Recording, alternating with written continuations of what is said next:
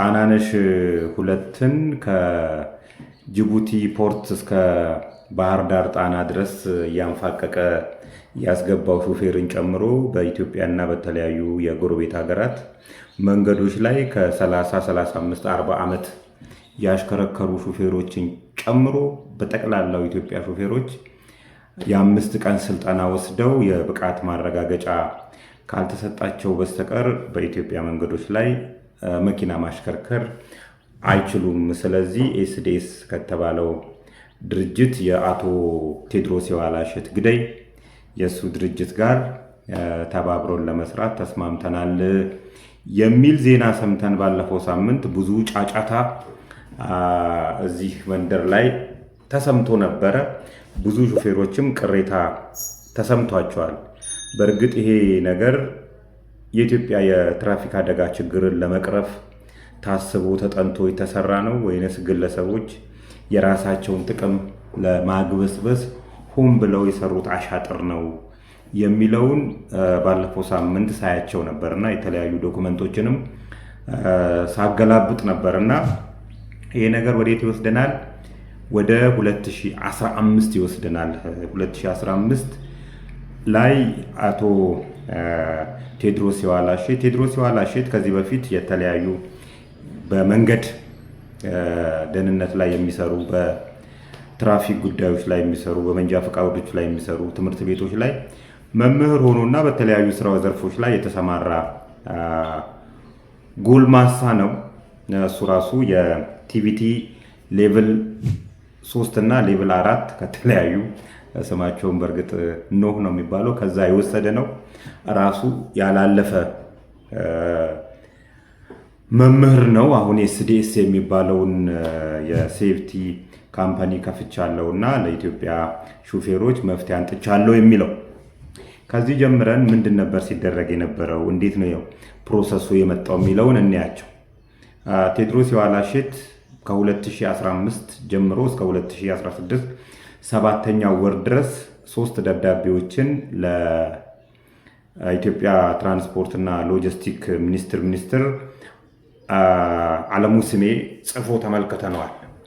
ይሄ ምንድን ነው የሚለው ቀርበን እንነጋገር፣ የኢትዮጵያ የትራፊክ ችግሮችን አውቂያቸዋለሁ፣ ስለዚህ ከእርሶ ጋር መነጋገር አለብን የሚል ነው። መጀመሪያ ደብዳቤ ላይ ጽፎ መልስ ስላልሰጠው ይመስለኛል ሁለተኛ እና ሶስተኛ ደብዳቤው ላይ ከዚህ ቀን ጽፌሎት ያው ማሽቃበጡ አለ አይደለ ስራ ቢዚ ስለሆኑ ይመስለኛል ምናምን የሚል ደብዳቤዎቹን አይዋቸው 3ቱንም አስቀምጬላችኋለሁ። ከሶስተኛው ደብዳቤ በኋላ ይመስለኛል አለሙ ስሜን አነጋግሮ ያሳመነው። ካሳመነ በኋላ ይሄ ሪሰርች የሚለው ኢትዮጵያ የትራፊክ ችግር ነው ብሎ የሚያስቀመጣቸው ችግሮች ሌላ ኢትዮ ቻይና የሚባል የመንጃ ፍቃድ ትምህርት ቤት ያጠናው ጥናትን ነው ኮፒ ፔስት አድርጎ ወደዚህ ያመጣው። አካሄዶቹ ትክክል ነበሩ ወይ የሚለውን ለማየት ስንሞክር መጀመሪያ ችግሮቹ የሚከሰቱ ችግሮችን ማጥናት ያለበት የራሱ የኢትዮጵያ ትራንስፖርት እና ሎጂስቲክ ሚኒስቴር ነው። ይሄን ካጠና በኋላ ምንድነው ማድረግ ያለበት? ትክክለኛውን ችግር ካጠና በኋላ ለችግሮቹ መፍትሄ መስጠት ነው፣ ፕሮግራም ማውጣት ነው። ያም ፕሮግራም አንዱ የሹፌሮችን አሰልጥኖ ማብቃት ከሆነ መጀመሪያ ችግሩ የተከሰተው በማን ነው የሚለውን መለየት ይጠበቅበት ነበር። ራሱ የትራንስፖርትና ሎጂስቲክ ሚኒስቴር ብቃት አላቸው ባላቸው ትምህርት ቤቶች ሹፌሮች እንዲሰለጥኑ አድርጎ ሰልጥነው ተምረው ራሱ ደግሞ ፈትኗቸው ራሱ ሰርቲፋይድ ናችሁ ካለ በኋላ ሰርቲፋይድ አይደላችሁም ካለ አንድ ይቅርታ ሊጠይቅ ይገባል። ሁለት ደግሞ ለሹፌሮቹ የሚያስፈልገውን ካሳ ከፍሎ በሹፌሮቹ መልካም ፍቃድ አማካኝነት ነው ይህንን እንትን ማድረግ ያለበት። ሁለተኛው አካሄዱ ችግሩ ይሄ ነው ብሎ ከለየ በኋላ የመንግስት መስሪያ ቤት እስከሆነ ድረስ የመንግስት ግዢና ስርዓትን ተከትሎ መሄድ ይጠበቅበት ነበር። ነገር ግን ቴዎድሮስ የዋላሸት ጋር ረጅም ጊዜ የኋላ ግንኙነት ስላላቸው የአገልግሎት ግዢ መመሪያን በመጣስ ቀጥታ ለቴዎድሮስ የዋላሸት ሰጥቶታል። ሲጀምር ችግሩ ያጠናው ራሱ ትራንስፖርትና ሎጂስቲክ ሚኒስቴር ሳይሆን አጠናሁት የሚለው ቴዎድሮስ የኋላሸት ነው። ቴዎድሮስ የኋላሸት ለኢትዮጵያ ሹፌሮችና ለኢትዮጵያ የትራፊክ አደጋ አዝኖ ማለት ነው አዝኖ እሱ ነው እንትን ያለው። ሁለቱም ላይ ችግሮች ይታያሉ። አንድ ሚኒስቴር መስሪያ ቤቱ የግዢ ህግን አልተከተለም። ሁለተኛ ደግሞ የማይመለከተውን ኤስዲኤስ ወይም ቴዎድሮስ የኋላሸት ግፊት ውስጥ በማስገባት ይሄ ፐርፐስፉሊ ገንዘብ ለማግኘት ተጠንቶ ከሚኒስቴር መስሪያ ቤቱ ስራ ኃላፊዎች ጋር የተከናወነ አሻጥር መሆኑን ይነግራል። በተለያየ ጊዜ ይዋቸው እነዚህን ደብዳቤዎች ሲመላለሷቸው የነበሩት ተወካይ ላኩልን፣ የተለያዩ ሰራተኞችን ላኩልን፣ ሲተጋገዙ ነበር ሁለቱ መስሪያ ቤቶች የመንግስት መስሪያ ቤቱና ቴዎድሮስ የኋላሸት። በጥቅሉ ይሄ ምን ያሳየናል ብለን ካልን ባለሀብቶች እንደዚህ አይነት አሻጥሮችን ይሰራሉ፣ የማይመለከታቸውን ነገር እንትን ይላሉ። የመንግስት መስሪያ ቤቶች ደግሞ በእንዝላልነት ህግና ስርዓትን ባልተከተለ መልኩ መመሪያዎችን ያወጣሉ። መመሪያዎቹ ደግሞ ለባለሀብቶቹ እንዲጠቅም ተደርጎ ነው የሚወጡት።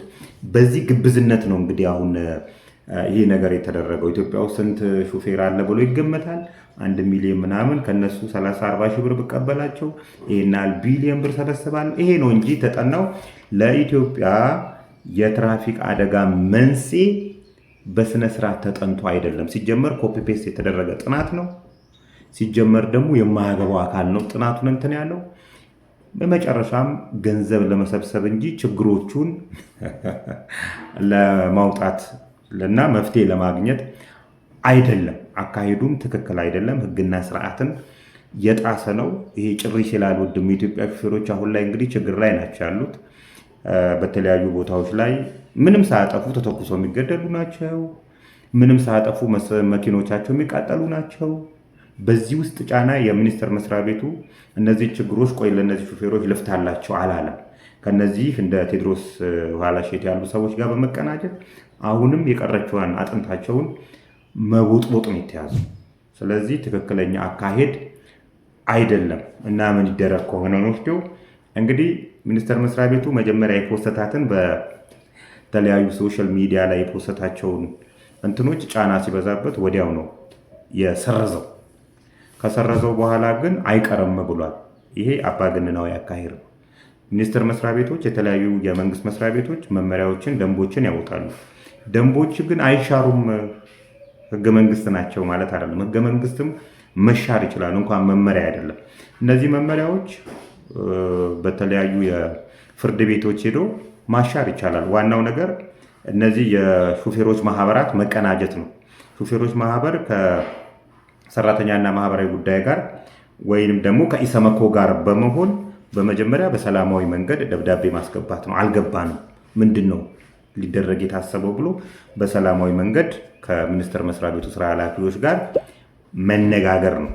ተነጋግሮ አይናስተገብራለን፣ ገንዘብ ልንበላችሁ ፈልገናል፣ ገንዘብ እናገኝበት፣ ይሄና ይሄ ብቻ መንገድ ነው የሚሉ ከሆነ እንደዚህ የተበተኑ የማህበራት የሾፌሮች ማህበር አገር አቋራጭም ሆነ የተለያዩ መረዳጃ ማህበራት ተደራጅተው ከነዚህ ሁለት መስሪያ ቤቶች ጋር በግልም ሄዶ ቀላል ነው ለማስቆም ማለት ነው። በፍርድ ቤት ማስቆም ይቻላል። አምባገነኖች እንደዚህ ብለናል፣ አንዴ ግድ ነው መደረግ አለበት። ጥቅሙ ምንድን ነው? እስቲ ምንድን ነው የሚያስቀረው? ከኢትዮጵያ እንትን ላይ ምንድን ነው የሚያስቀረው ብለህ ተንትንልኝ ብትለው ጥናቱም እንደዛ አይልም፣ እንዳነበብ ነው። ስለዚህ ማስቀረት ይቻላል። ይህ ሀገራችን ነው። አምባገነኖች ገንዘብ ለማግኘት የሚያደርጉትን ጥረት እናስቀራለን፣ አንፎክርም። ይህንንም እናሳያችኋለን። የማትታረሙ ከሆነ ልንላችሁ እንፈልጋለን።